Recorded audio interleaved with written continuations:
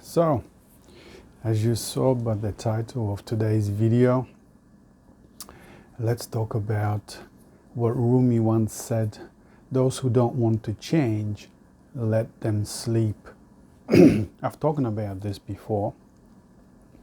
My voice is going to be a little bit more quiet because it's about 6:30 in the morning. It's freezing, about 4 degrees outside, and the rest of the house is still asleep. Even my dogs are asleep. So, but I'm doing this video for you before everyone wakes up, and it's just going to be noisy, and I won't have the opportunity to. So anyway, so let's talk about this. Those who don't want to change, let them sleep. I posted something about this yesterday, and I'll read you briefly. It's only a short thing. And this is what I said. There is absolutely nothing you can do for the people who are deeply committed to projections of the structure of the psyche onto society. That's true. Absolutely nothing. And if you try to free them by pointing inwards to solving all of their outer entanglements and misery, many will, in fact, turn on you. There's a few examples I will share with you regarding this. The first is many years ago I was working with a person, a woman. I was interpreting, helping her to understand her dreams. We were working as a psychotherapist. I didn't work as a psychotherapist back then, but I worked with many people regardless, helping them to understand their dreams and to understand what's going on, and to turn inwards, especially interpreting their dreams. And while I was working with her, I was telling her that everything that she's already looking for is already within her. But this person was really stuck in society. She was really stuck in the traditional values, projecting the structure of the psyche onto family, onto kids, onto work, onto just a normal thing, just like everybody else, really. And at one stage, she had a dream regarding this work with me, and the dream wasn't communicated. She didn't actually have the dream herself, nor did I, but a third person received the information, and that person communicated that dream to me. And in that dream, she said to the third person, "Please don't wake me up. Tell him not to wake me up." And that was that. When I was told about this dream, I stopped. I backed off. I knew that it's way too early to try to wake someone up, to the reality that everything that they really are looking for is already within them. That frees you, by the way. Frees you from society, from all the drudgery of life, you see. But people are committed to it in such a strong way that no matter what you do, no matter how well you present your arguments, how many examples you give, and how well-meaning is you're trying to help someone, to wake them up, to get them out. As they say, the only way out is in. Some are not ready. Jesus had a saying regarding of this. This is said in Matthew 6. And I continued with my little post here yesterday, and this is what I said. Jesus had this to say about the same problem. And he says, "Don't throw your pearls before the swine, lest they trample upon it and turn on you." The actual saying, I'll give you there's many interpretations, but this is from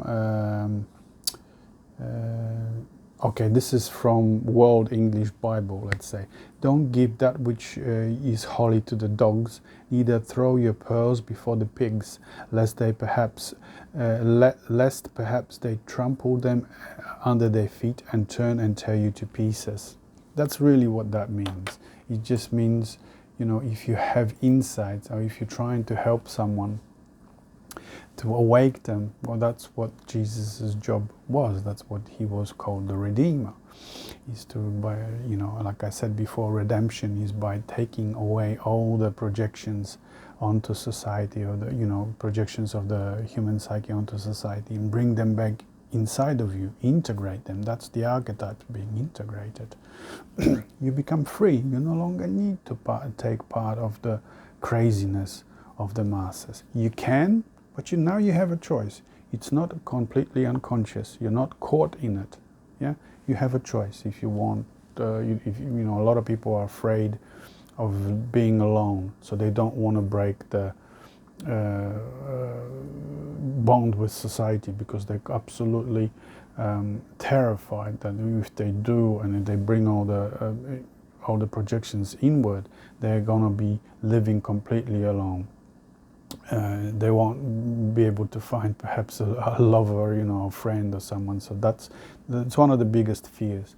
So, and what Jesus meant is exactly the same thing. You know, don't throw the pearls. Pearls being insights, wisdom, the ability to tell people how things really are. That's what pearls mean. Yeah. Before dogs or pigs. That is to say, before the unconscious people. It's a really, it's a quite terrible way of describing the unconscious, the masses. But that's, you know, that's how it is worded in this example. I'll give you another example. I was working with another person. I've been working with this person for decades. And as long as we are talking about the personal unconscious, again, the same problem. As long as we are working on the level of the personal unconscious, you know,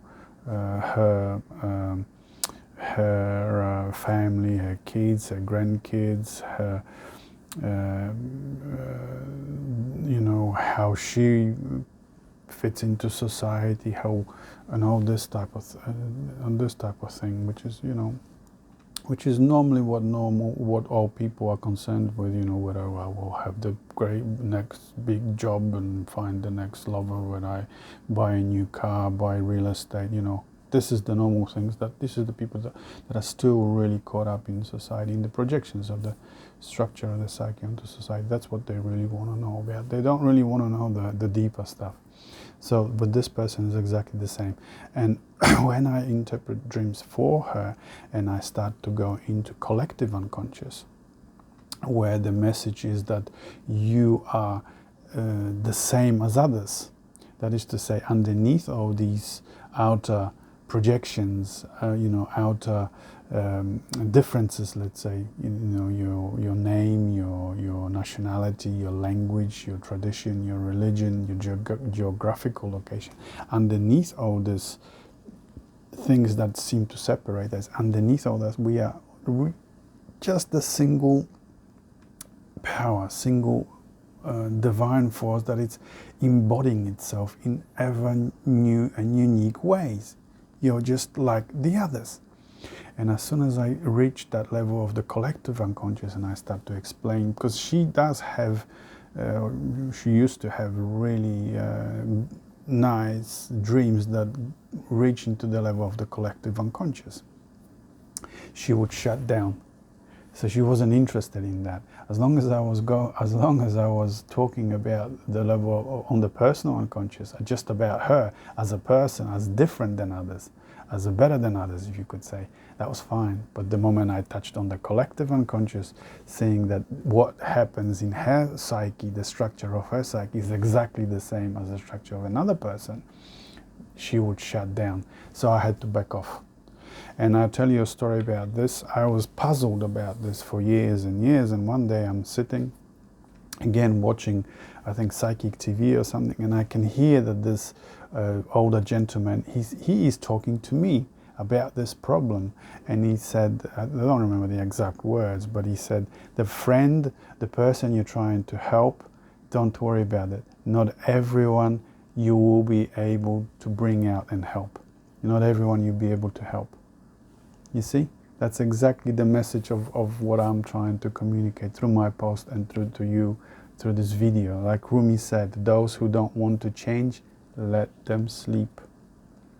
Yeah. Another example is from Jung. He was working with I can't remember if it was a man or a woman. I think it was a man, and the man wanted to be like Jung. He wanted to be a psychologist, and he started to bring his dreams. And Jung looked at the dreams and looked at the content of the dreams. And one of the dreams, this middle-aged man or younger man had a dream where he was sitting on a potty. You know, he wasn't nearly ready to be a psychologist, you know, and Jung had to back off. So this is another example that when someone, when they're not ready, you're just gonna have to back off completely, because like I said, no matter how politely you try to help someone, how meaningful is your even your kindness towards them, you're wanting to help them and pull them out, you can't. So often it is like with this lady, with the one that when I touched onto collective unconscious, she would completely shut down. You know, I have been working with that one for decades, literally decades, and it's not. Now I completely backed off. I am not touching onto that collective unconscious. When I do, I was still in touch. She actually gets upset, aggressive towards me. So you can tell that this is way too early. You know, it's not going to happen. So this is really what I wanted to talk to you about today. Let me see what I've said. I have said something about oh yeah, I spoke this in my last week's video, where a lady I was working with communicated her wish to remain asleep in a dream, and I had to back off. Well, that's how I finished the post. And actually, you know, quite a few like Rumi, mystic poets and mystics say the same thing. That's one of the reasons why Jesus had two ways of teaching, two modes of teaching. He had the public teaching and he had the private teaching. The public teaching, he spoke in parables. It was to people that were not ready for the private teaching. And the private teaching is on the level of the collective unconscious, on the level where it shows that we are all unique embodiments of the same force, of the same power, of the same holy.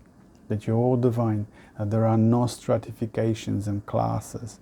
What upsets people perhaps the most is when they start to be compared to others, that they are not different or better than others. Yeah, that tends to upset people very much, because they have, over the years, you know, over the decades, they have built a idea of themselves as a you know, better class than others. And if you try to compare them, for instance, to not compare, but tell them that they're not better off than for instance, you know, the Bushmen of the Kalahari in Africa, or the Hindu that are worshipping at the temple, or the Chinese, that gets gets really dicey, because here in the West we have been brainwashed, you could say, for so many generations, for so many centuries, that the Westerners, the white people, are better, higher class of people. So when you start to, if they're not ready to receive this message of the oneness, the oneness and uniqueness of all of humanity, they will certainly not be ready to receive the message that the holy, the divine, is not only present in humanity, that everyone is just a unique reflection of this power, but also in animals, in nature, the whole earth and the whole universe. Anyway, that's what let me have a look at the time. Yep, what do we got? Yep. So that's really what I wanted to talk to you about today, just a shorter video than before. Like I said, I have guests, so you know, I'm not going to be prattle on. They're all asleep still. I don't want to wake anybody up. So that's the main message. Like Rumi said, those who don't want to change, let them sleep. And if you really want to help others, write. Just little, like Rumi, little poetry here. You know, people will get it. and you know, even though that you would think that the person that you're trying to help doesn't get it, they get it. It's just that they're not ready to let go of whatever their being so deeply involved in their life of society, the stratifications, the culture, and the class system. You know, people are not silly, but they're not ready to let go of what they have been programmed with for so many centuries. Okay, so that's what I wanted to talk to you about today, and I'll see you on the next one. Bye.